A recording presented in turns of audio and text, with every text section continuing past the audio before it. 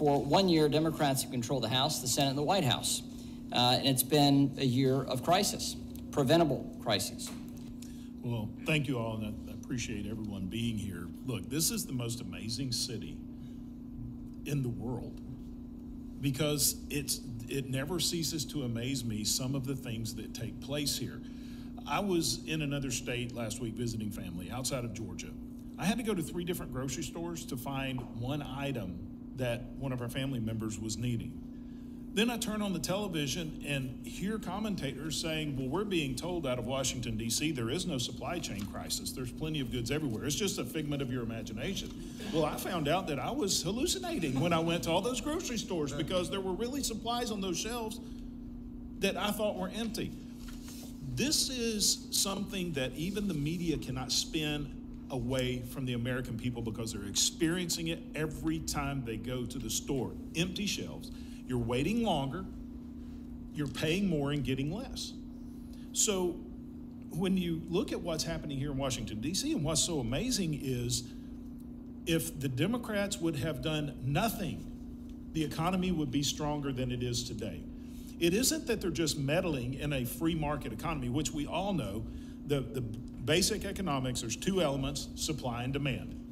And in a free market economy, it works best when government governs the least. We know that. Occasionally we do have to meddle. But this isn't because of them meddling in the wrong way. This is because they're doing exactly the opposite of what they should be doing and is exacerbating the entire situation, making inflation worse.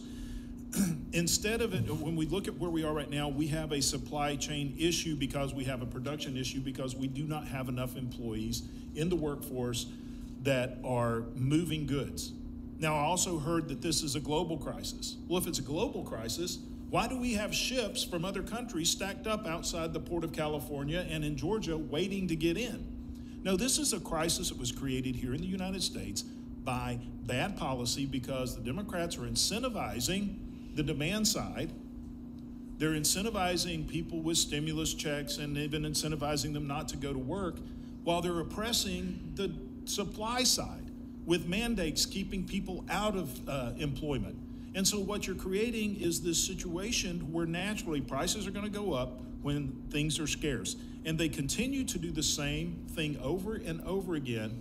And then President Biden turns around and blames the American people for the problems that they're creating here.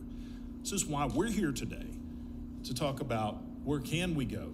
What are the problems and how do we fix it? And the first thing is simple, just stop.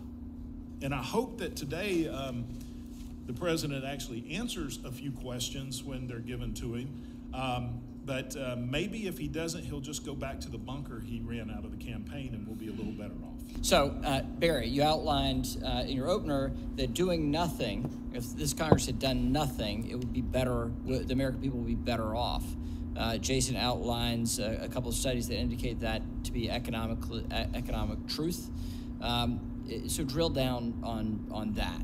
Well, anytime government meddles, you can have disruption in a free market economy, but there are some things that we can do that isn't meddling, but opening up the economy. And a good example of that is what Georgia has been doing.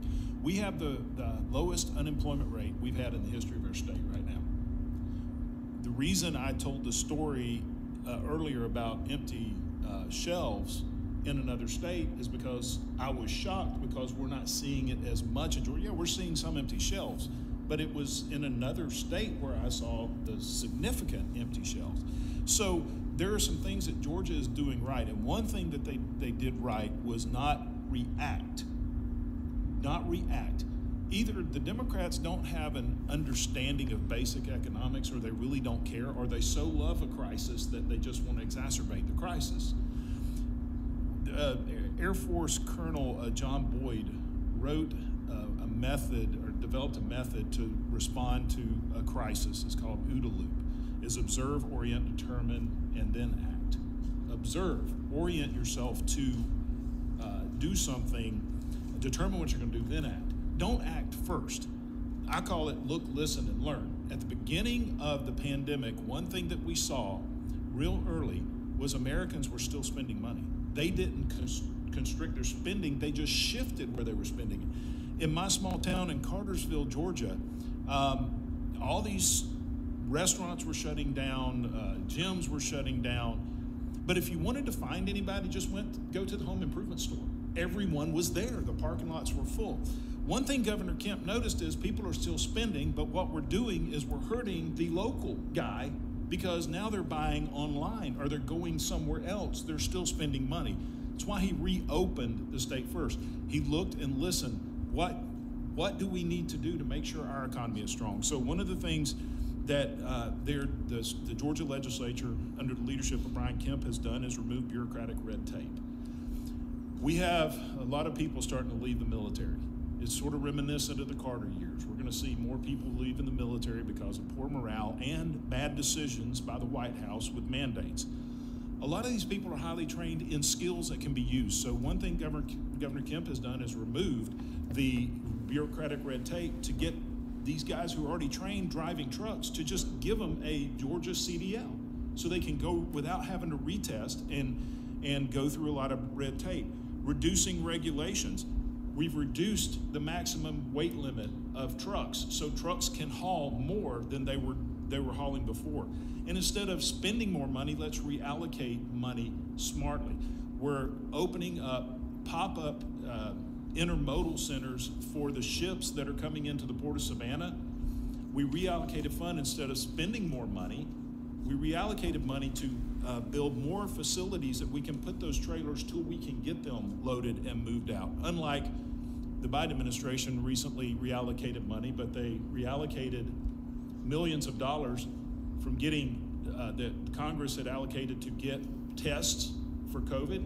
They reallocated that money to the border to house illegals that are coming in. So we can be smart by targeting what we do to reduce government's impact in certain areas.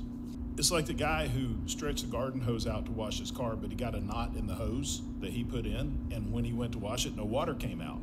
Well, then he spends all this time calling the water department, why is my water shut off, changing the nozzle on the end of it, when all he had to do was go untie the knot that he put in it. The Democrats have put knots in the garden hose of our employees going back to work. They put knots in our supply chain. All we have to do is go untie the knots. What they're doing is trying to look for some other solution that is inevitably just going to make the situation worse because they won't admit that they actually caused the problem. So what we're going to do, we're just going to start untying knots that the government has put into all of these garden hoses.